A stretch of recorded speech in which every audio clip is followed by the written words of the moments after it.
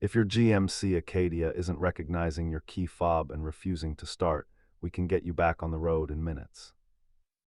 85% of these starting issues are actually caused by a simple dead battery or a temporary signal glitch.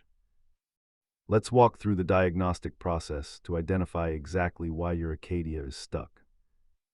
Try placing your fob in the backup transmitter pocket located in the center console to bypass a weak fob battery. Watch for the No Remote Detected message on your dashboard, which confirms the car isn't seeing the signal.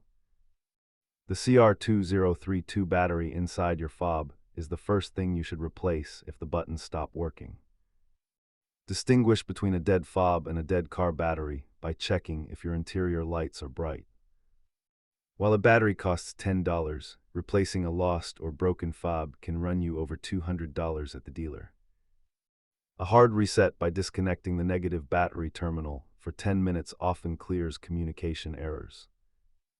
You only need a few basic tools like a small screwdriver and a 10mm wrench to handle these fixes.